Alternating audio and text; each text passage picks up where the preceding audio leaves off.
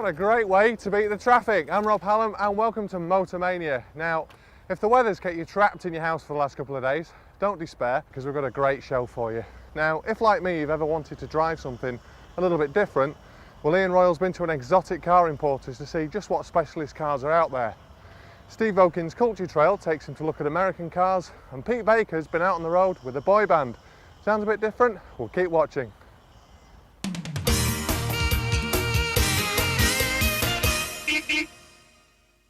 You know, I think we all dream from time to time about coming into some serious money. You know, maybe winning the lottery or selling a business for a few £1,000,000. And then when you do, you fancy one of those dream cars. Maybe, oh, a BMW Z8. That would be nice, very rare car indeed. Or how about something from Italy, a Ferrari 360 Modena. So you say, yes, this is the car for me. You pop down to your local Ferrari dealership who say, certainly so, you can have one in 2 years' time. Just join the waiting list. But you say, no, I want one now. They say, no can do. So you might then turn to one of a handful of really specialist car dealers around the country, like this one in rural Lancashire, somewhere that has Ferraris, Porsches, BMWs, Mercedes and the like, somewhere that has about £6 million worth of very exotic stock. What first got you into the car business?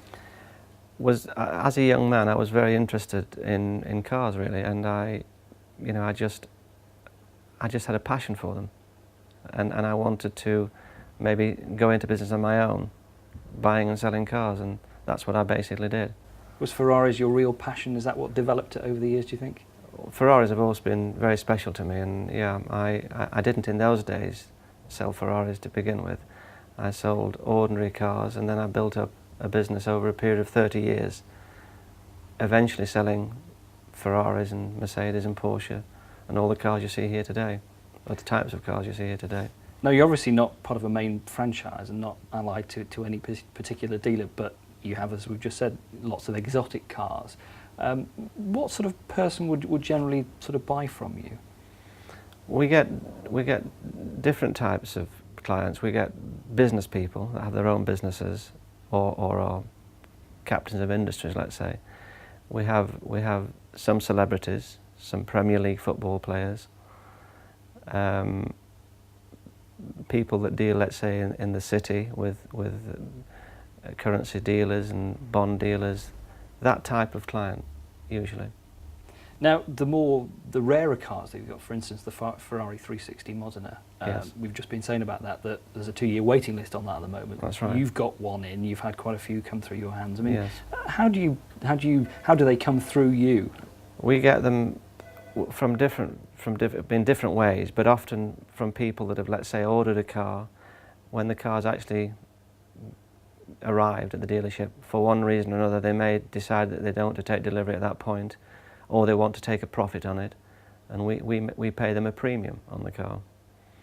That's often the way that we come by them. What are your personal favourites? I mean, of all the cars that you've dealt in all the years that you've been in business, what would you say, well, that was a real favourite of mine and a great car to drive? In modern cars, a car I've just had, which I really thought was probably the best modern car I've ever had, it was a GT1 Porsche. I really thought that was a beautifully made car. It was a really, just a fantastic thing. And then on old cars, I mean, I've always been fond of Ferraris. I love short wheelbase Ferraris.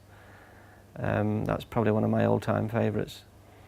A lightweight or a California Spider, I think, is a very nice, very, very great classic, really.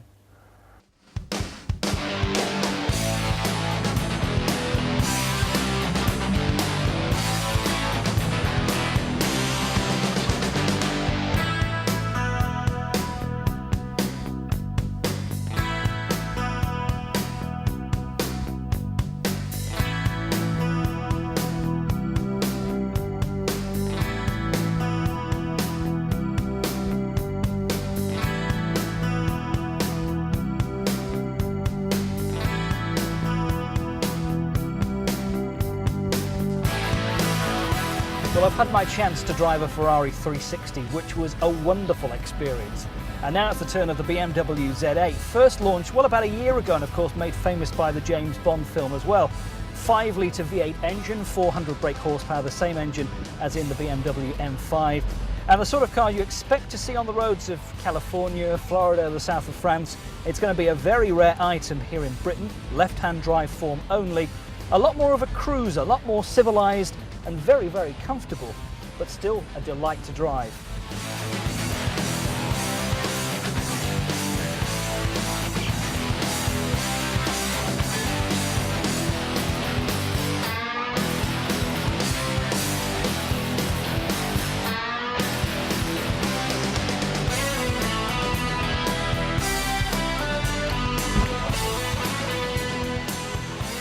I'll tell you what about today. I felt a little like one of those excited schoolboys who stood at the windows of his local car showroom, staring in at all those exotic cars, dreaming of what might be. It's been an experience, a BMW Z8, and you know, I think I've finally seen what life is all about. Life is complete for me because I've driven a Ferrari 360 Modena as well. Fantastic.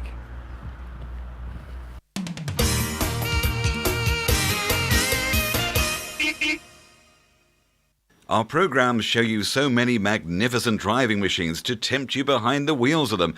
But we forget that some viewers may not be able to drive yet, chomping at the bit to get their first solo stint on the road. Four such youngsters are the boy band More, who while working hard on their upcoming album are desperate to get their licence.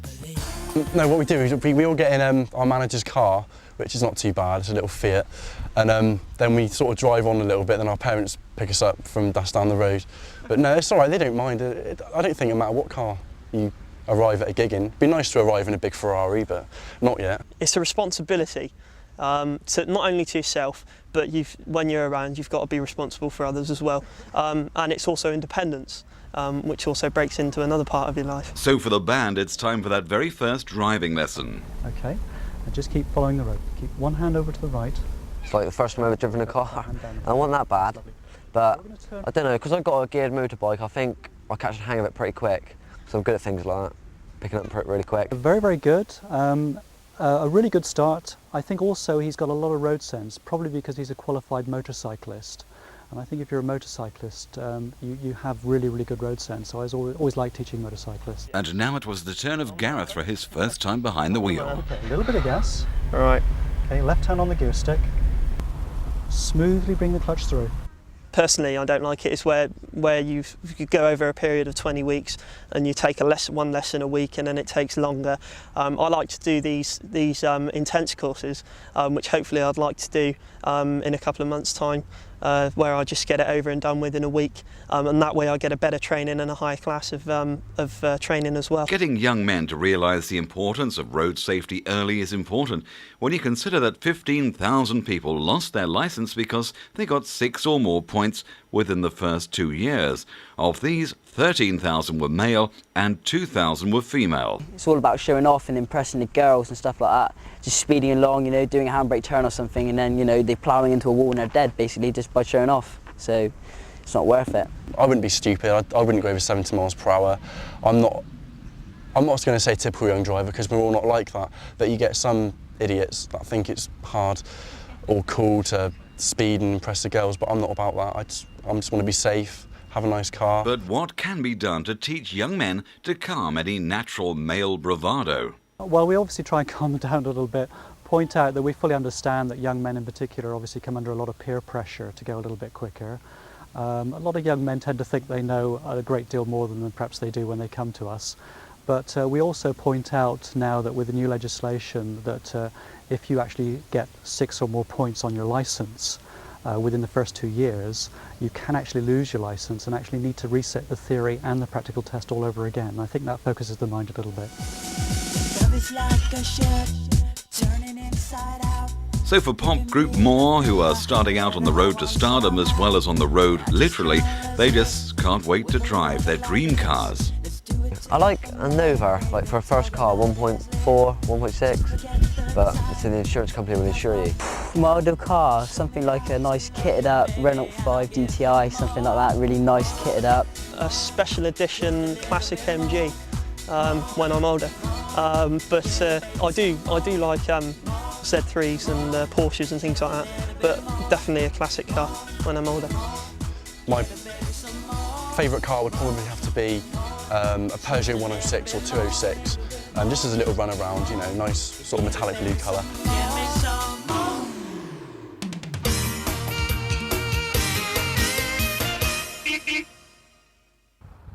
Well, that's it for part one, but right after the break, we've got Steve Volkins' look at American car culture, and I'll be reporting from Motor Mania in France on an American car technology day, so we'll see you soon.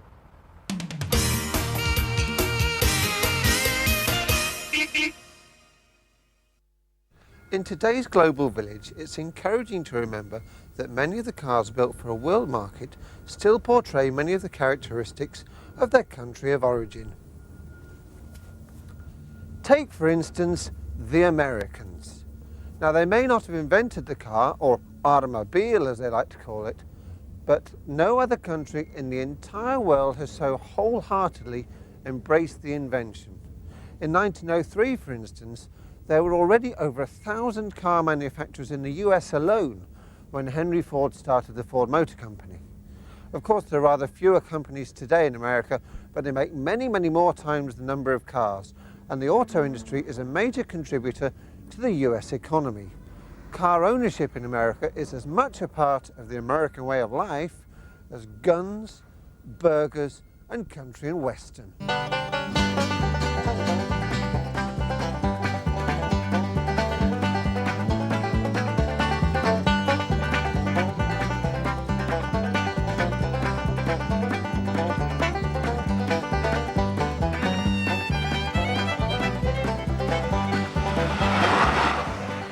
It's a big country with enormous wealth and very, very cheap petrol, which goes some way to explaining why they build cars with Oliver Reed-like drinking habits.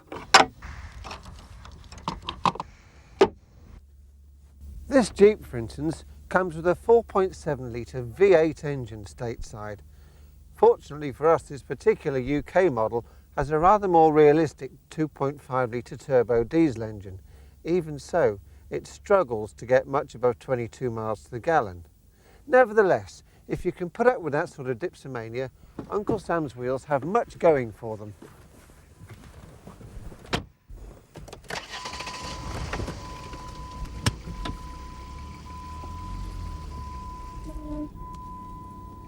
One of the benefits of buying a car built for the wealthiest nation on earth is you can expect high levels of luxury, and this is borne out in the Jeep.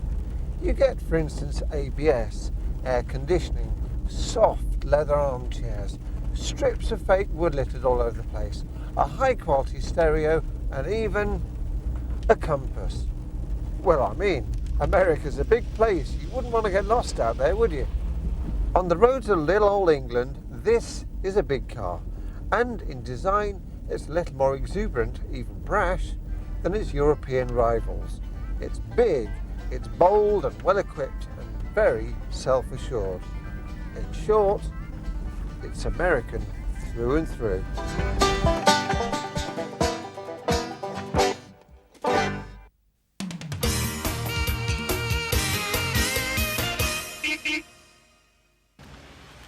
Today we've come down to Motor Mania in France for a high-tech car workshop to see just how well the Americans are faring in the car technology game.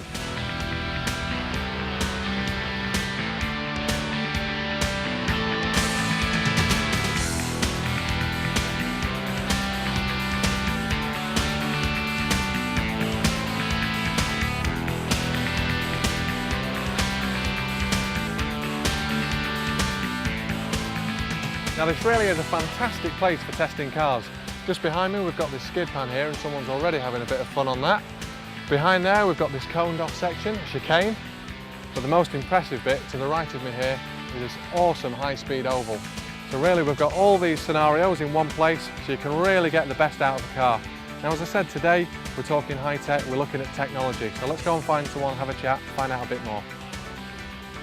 So Simon, what cars are we going to see here today? Okay, we have a number of cars from Cadillac and from Chevrolet. In Cadillac we have vehicles ranging from the LMP that was at Le Mans through to Cadillac Image, which is a concept vehicle. And we also have the Seville, which demonstrates all new technology that is available today, and through to Corvette, demonstrating the new handling qualities of the next generation Corvette. Now, looking at the data on the Image particularly, there's some sort of fascinating features that are appearing in cars now. I mean, what sort of particular items there do you're particularly sort of proud of? Well, basically, the Image was a demonstration vehicle for the new art and science philosophy of Cadillac, and it ranges from traction control, four-wheel drive, infotainment systems that allow you to surf the net in the vehicle. Lots of technology that seems, science fiction, but actually are here now. And basically, the Image was to embody all that technology, but also portrayed in a new look and a new image for Cadillac.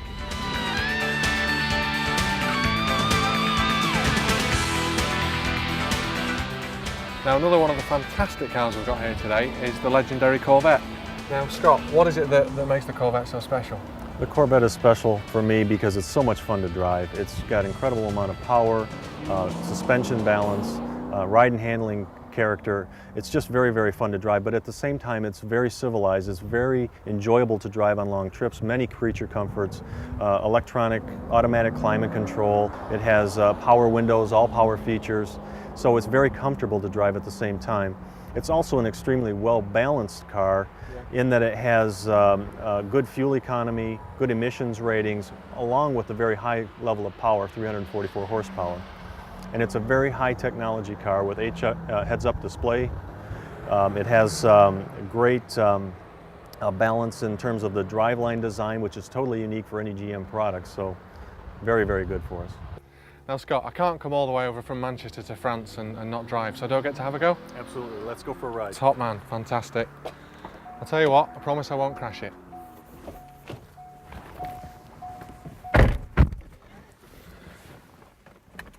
There we go.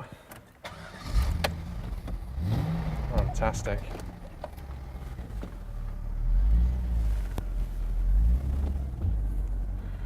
Well, that's it from France today. We've seen some fantastic cars, amazing technology, but for now I think it's time to have some fun with some good old raw horsepower.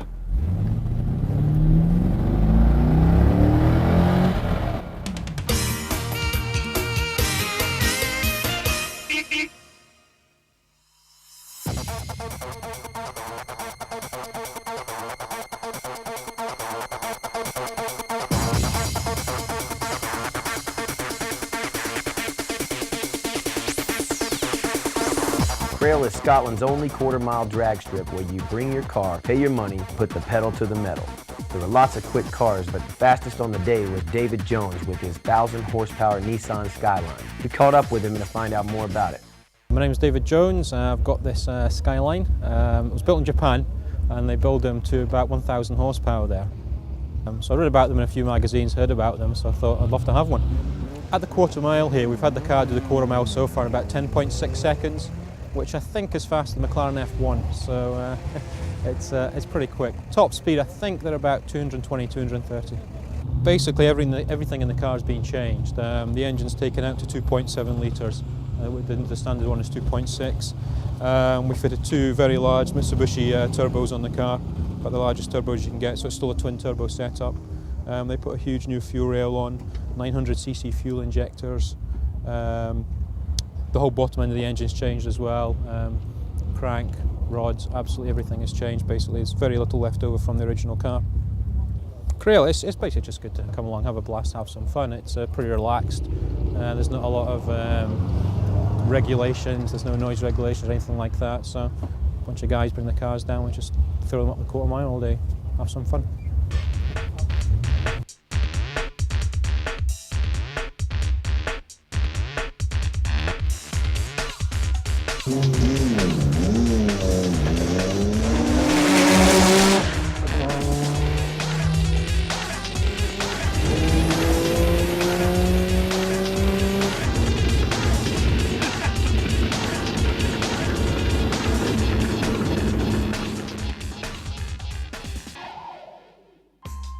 The weather was fantastic and there were lots of great cars on the track, but it wasn't just the racers who had fun. Even some local delivery drivers had a go.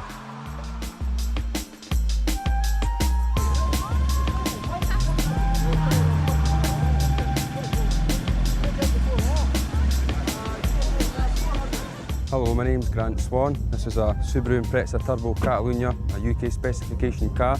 It runs at around 300 brake horsepower on its good days. Most of the car's been modified by myself. Performance package on the vehicle consists of supercharged induction kit and powerful exhaust system, taking away both catalytic converters off the car, which gives it its extra boost that it needs. Crail is an open track event in which anybody can bring their car along to take it up the strip for £15. Unlimited runs, you can go up it as many times as you want, basically how much your car can take.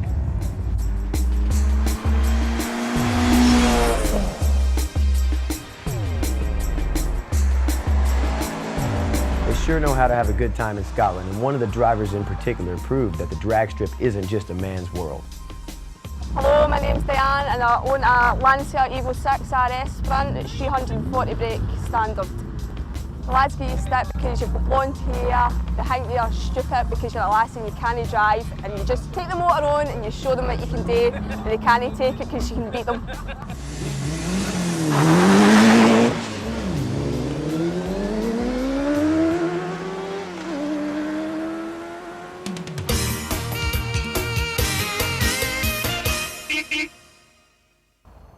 And that's it for another Motor Mania, but on next week's show, we'll trade over. We'll be seeing how the latest Land Rover Freelander copes on an off-road driving course. Jo Solomon will be donning her beret and onions as she looks at the 2CV. And Steve Volkins will be continuing with his culture trail. So thanks for watching, and we'll see you next week.